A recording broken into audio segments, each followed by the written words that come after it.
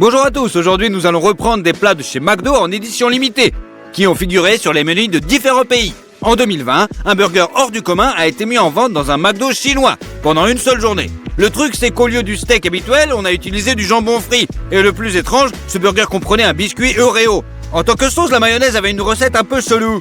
On va la reproduire. On commence par le petit pain. Dans un bol, on met de la levure. Puis nous ajoutons du sel et du sucre. Et on étale bien le tout, on écrase. Jusqu'à temps que ça soit liquide. On casse un œuf. On ajoute du lait chaud. Et on mélange. Au dernier moment, on ajoute de la farine. Et bien sûr, on mélange. Lorsque la pâte est plus épaisse, pétrissez-la avec vos mains. Mettez-la dans un bol et laissez-la lever dans un endroit chaud pendant environ 40 minutes. En attendant, on met du papier sulfurisé. En fait, je l'ai toujours mal utilisé pour que le papier sulfurisé prenne facilement n'importe quelle forme. Vous devez bien le froisser et le tremper dans l'eau. Et maintenant, le papier sulfurisé humide colle facilement aux parois de la plaque de cuisson. La pâte à lever. On la pétrit bien avec les mains. On forme une boule. Et placez-la sur la plaque de cuisson. On couvre d'un film alimentaire pour que le petit pain gonfle et c'est prêt. Versez le lait dans un bol avec de l'eau. On étale sur la brioche. Et on saupoudre de graines de sésame. C'est prêt. Et le tout dans le four à 180 degrés. Pour que ça chauffe en haut et en bas. La brioche cuira pendant environ 20 minutes. La brioche est maintenant prête. On la sort. On la met sur une planche. Et on la coupe en deux.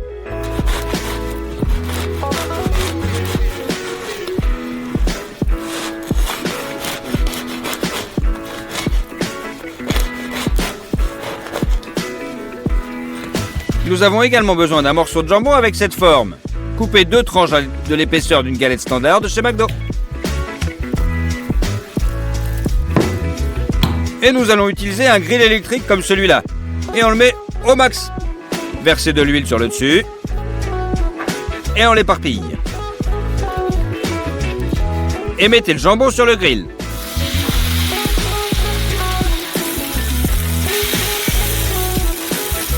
Après 2 minutes, retournez-le.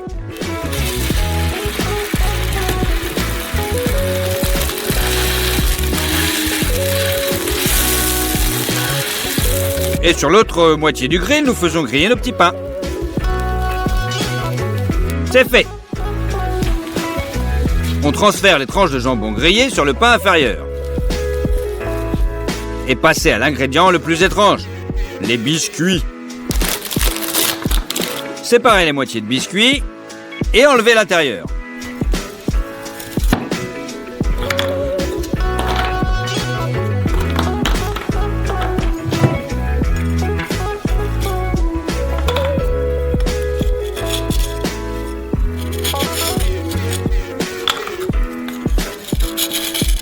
Ensuite, nous faisons une sorte de petite tour avec les biscuits et nous les émiettons finement.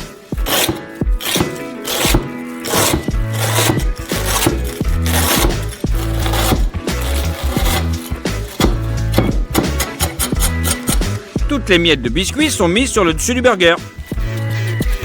Mettez de la mayonnaise sur le dessus du petit pain. Et couvrez le burger. C'est là d'un hamburger McDonald's les plus bizarres jamais fabriqués. Allez, on va essayer. Honnêtement, j'ai cru que ça allait être dégueulasse. Mais en fait, c'est pas si mauvais. Du riz, du jambon et de la mayonnaise. Ça n'a pas l'air bon, mais ce n'est pas très sucré sans crème. Donc c'est un burger assez comestible. Mais en fait, pas tant que ça en fait. Le suivant est un milkshake mentholé d'un McDo japonais.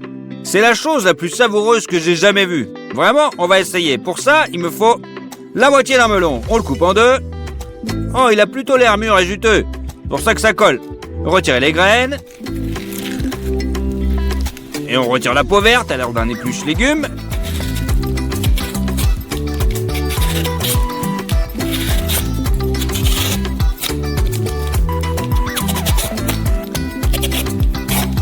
Et il nous reste plus que ce qu'on voulait.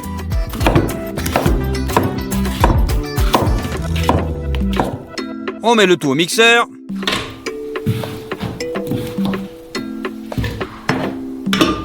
En hachant le plus possible. C'est fait. Versez le jus et la poulpe de melon obtenue dans une casserole. On ajoute du sucre et on mélange. Faites cuire le sirop pour que le goût soit plus intense. Pour que notre milkshake ait le goût du McDo, nous utilisons un colorant vert pour le colorer.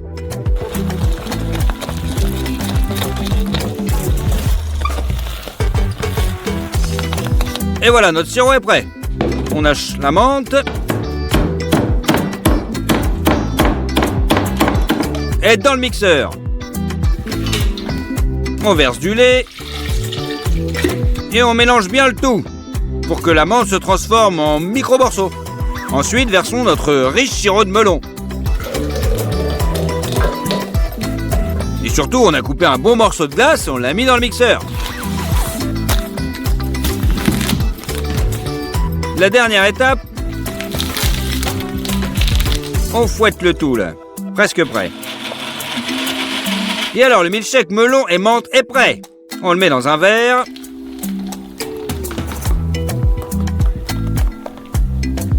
On secoue la crème fouettée. Et on en garnit la boisson. Hachez finement la menthe.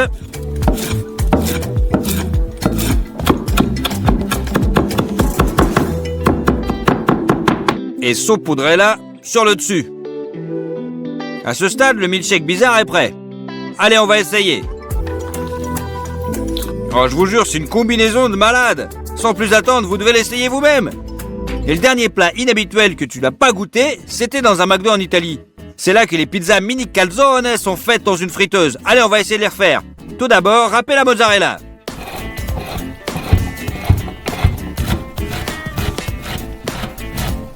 C'est prêt. Les saucisses pepperoni sont coupées en dés aussi fines que possible.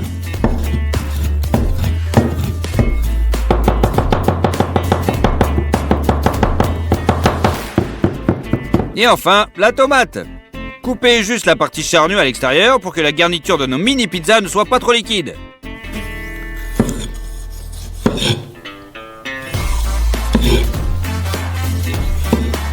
Et hop, on les coupe en petits cubes.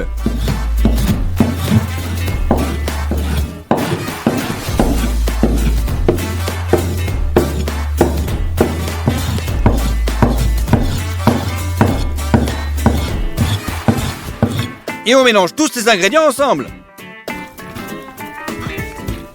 Mettez un petit peu de farine sur la table. Placez la pâte feuilletée achetée dans le commerce sur le dessus et étalez-la en une fine couche.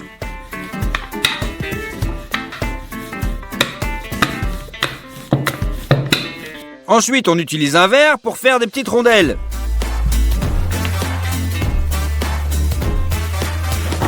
Et voilà, on prend la pâte. On met la garniture par-dessus. Et on ferme le tout, comme une boulette. Et pour que notre mélange ne dégouline pas partout, on appuie avec notre fourchette.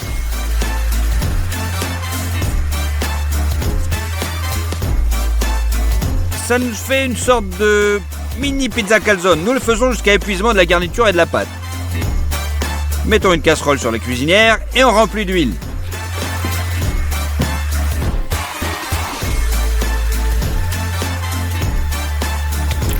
Lorsqu'elle est chaude, mettez à frire nos mini pizzas.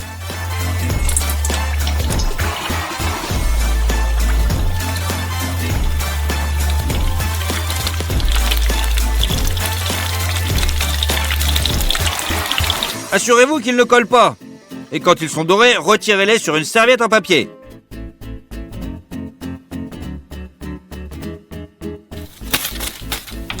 Allez, on met tout sur une assiette en carton.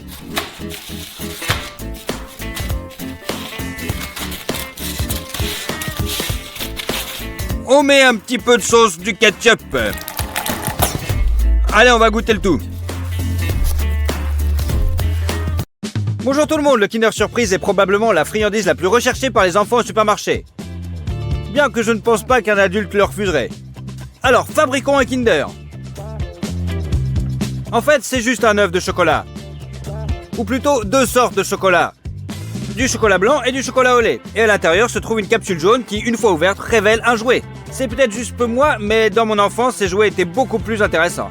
Ces 6 derniers mois, j'ai réfléchi en détail à la façon dont je pourrais fabriquer un Kinder Surprise géant pour qu'il soit parfait, comme sorti d'usine. Et j'ai finalement trouvé une solution. Préparons-nous à l'avance et nous commencerons.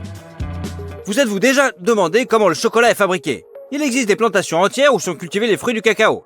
Nous avons acheté 4 de ces fruits mûrs. Ils sont très gros et lourds. Nous les cassons en deux et voyons des graines blanches à l'intérieur. Ce sont les fèves de cacao mûres. Mais pour la transformer en chocolat, il faut les transformer. Nous les mettons dans un tonneau en bois.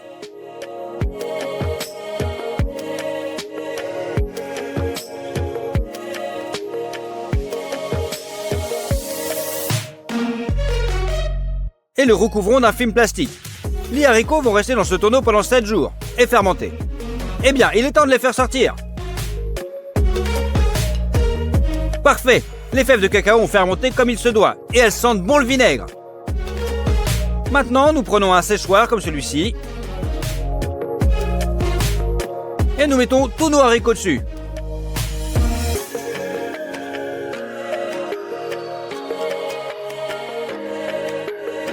Réglez-le à 40 degrés et allumez-le. Ils vont sécher pendant encore 7 jours. Une semaine s'est écoulée et les fèves de cacao sont complètement sèches. Mais cela ne suffit pas à fabriquer mon œuf géant, c'est certain. J'ai donc acheté plus de fèves de cacao séchées. Ils sont exactement les mêmes que les nôtres. Maintenant, ils sont crus.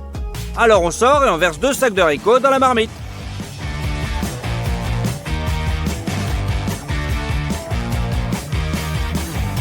Nous devons aussi couper du bois.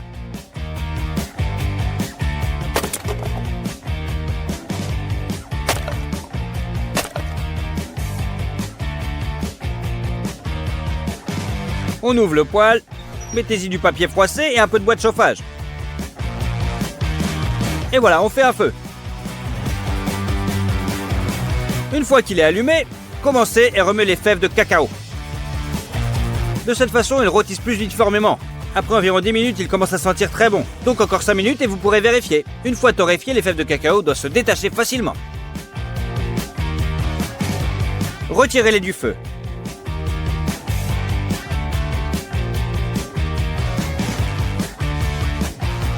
L'étape de la torréfaction est terminée. Maintenant, prenez un autre bol. Retirez la coque de chaque fève de cacao. Cassez l'amande. Et mettez-la dans le deuxième bol. On a ce morceau de cacao. Il s'agit probablement de la principale matière première pour la fabrication du chocolat au lait. Nous avons également acheté une boîte comme celle-ci. On l'ouvre. Et à l'intérieur, on voit beaucoup de beurre de cacao. Il a l'apparence et le toucher de lessive. Pour le faire fondre facilement, on les coupe avec un couteau. C'est un processus très collant.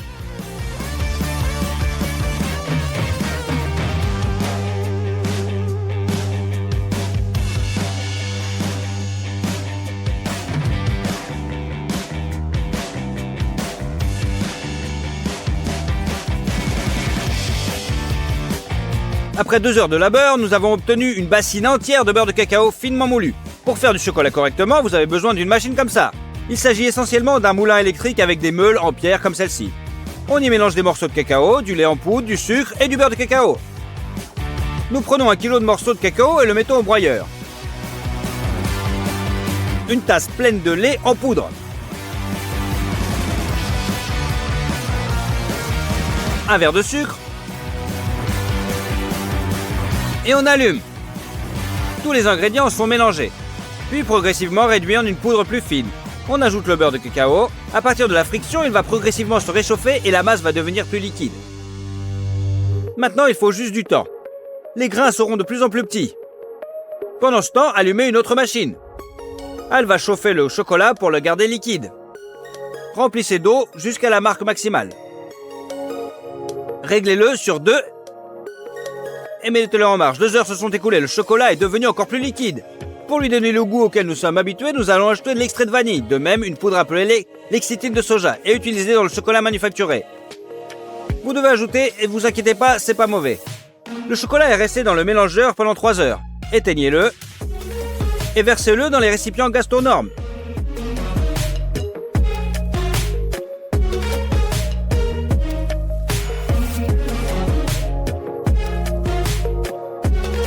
La première fournée de vrai chocolat au lait est prête.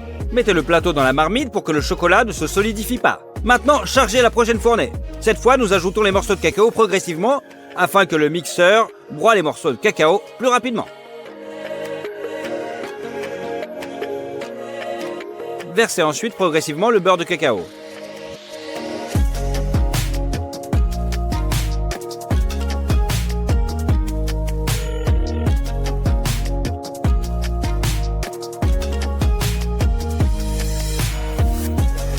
Lorsque le mélange est liquide, versez progressivement le sucre.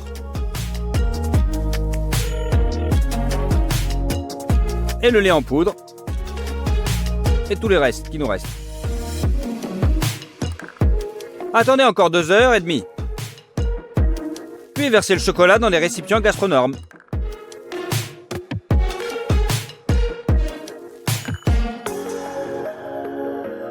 Et à partir de la 3e fois, ajoutez plus de lait en poudre et remet pendant 4 heures.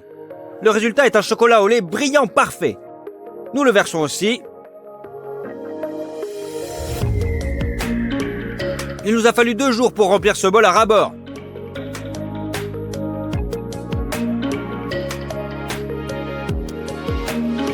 Mélangez le tout ensemble.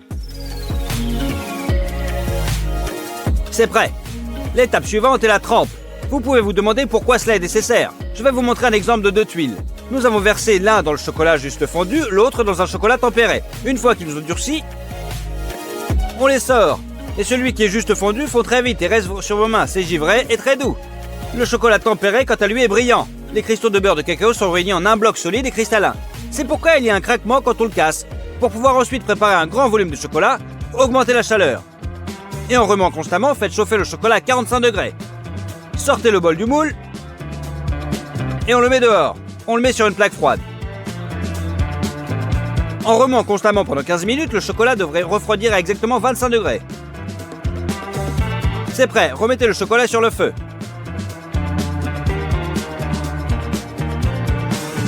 Et faites-le chauffer à 31 degrés. C'est la fin du trempage. Nous allons verser le chocolat dans ces grandes moitiés d'œufs. J'ai commandé ces moules il y a 1 an et demi en Amérique et ils viennent d'arriver. Ces moules coûtent 20 000 grivines, soit 850 $. Donc on ouvre l'alcool, on le verse dans le moule et on le frotte dans une serviette. De cette façon, il sera parfaitement propre et le chocolat brillera.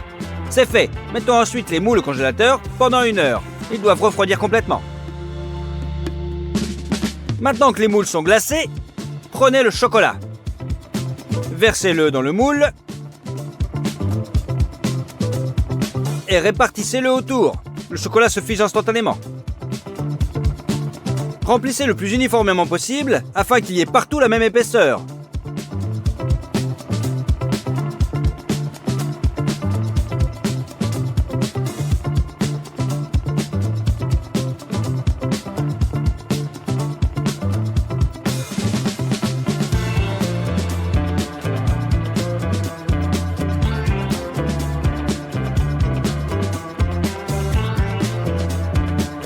Rajoutez l'excédent de chocolat par filet.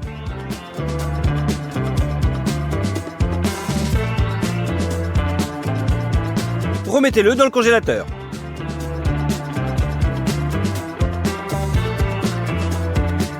Renversez à nouveau les moules.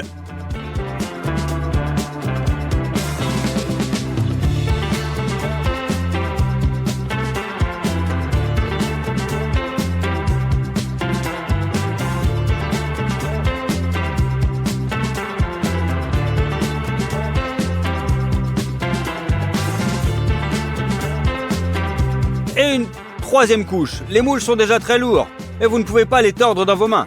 On verse donc le chocolat le long des parois et on l'étale avec une spatule. De cette façon, nous avons fini tout le chocolat au lait. Mais il y a aussi du chocolat blanc dans le Kinder. Alors c'est parti, nous avons besoin de beurre de cacao, de lait en poudre, de sucre et de lécithine de soja. Et bien sûr, on mélange. Nous prenons une tasse à mesurer complète de beurre de cacao. Mettez le mélange en marche et commencez à verser très progressivement.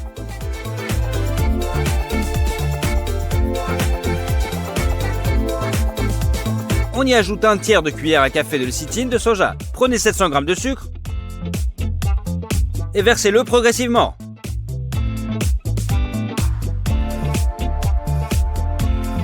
Et une pleine tasse à mesurer de lait en poudre.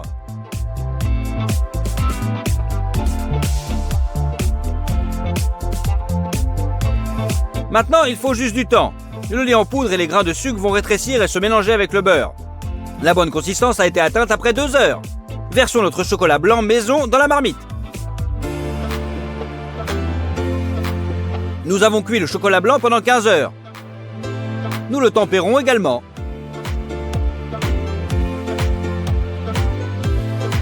Et nous le versons dans les moules de la même manière.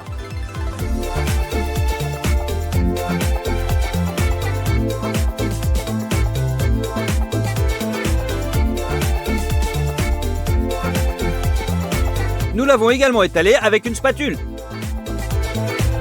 Nous avons versé le chocolat blanc en une seule fois, mais lentement.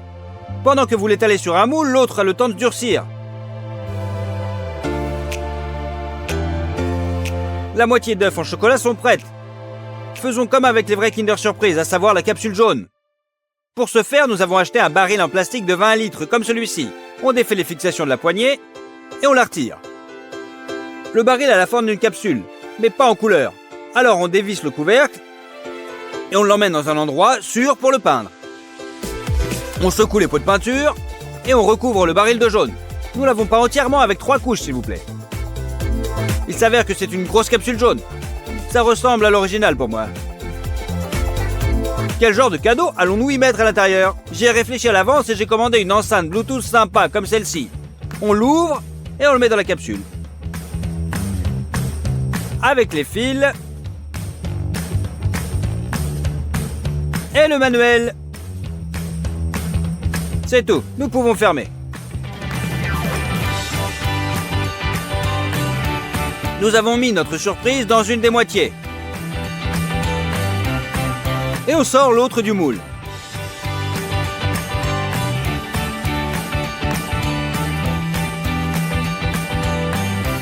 Parfait!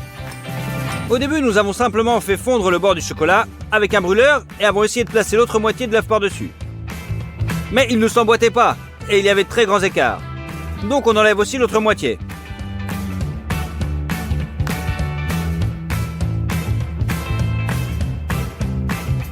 Avec un couteau, coupez tous les bords rugueux.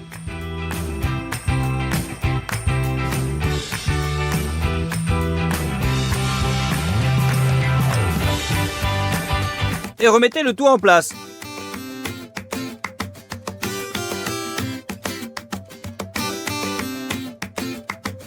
C'est presque droit. Nous recouvrons les joints avec du chocolat blanc et c'est bon.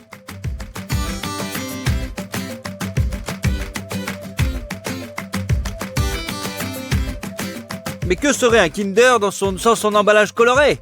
Pour le fabriquer, nous reprenons à nouveau notre moule et le recouvrons d'une feuille d'aluminium, en collant chaque couche de ruban adhésif double face. Ensuite, il vous faut de la peinture acrylique, des rouleaux à peinture, des pinceaux et des crayons. Vous devez d'abord créer un fond rouge et blanc.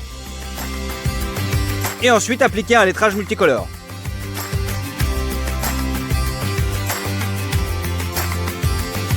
Je pense que ça s'est très bien passé. Donc on a mis le bas de l'œuf sur le sol. Mettez délicatement notre gros bébé dans son emballage.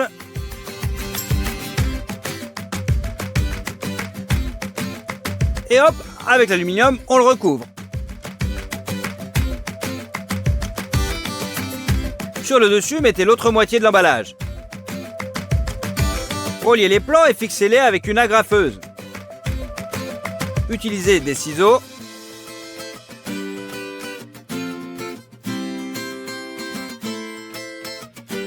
Pour couper l'excédent de feuilles.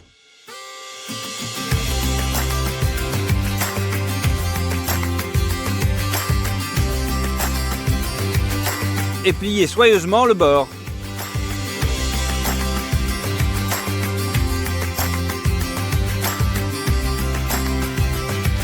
Il reste à peindre toutes les jointures. Et maintenant, le géant Kinder Surprise est complètement prêt. C'est plutôt réussi. Cette fois, nous l'avons recréé pratiquement à l'identique. En prenant en compte les moules, la machine à chocolat et les produits, cela nous a coûté 50 000 grivines. C'est 2000 $. Et il a fallu 5 jours pour le faire. Répondez à mes questions. Qui éprouvera la plus grande joie en voyant cet énorme Kinder? Bien sûr les enfants. Alors on le décore avec un tissu doré, et on le charge dans la voiture, et on l'emmène dans un orphelinat.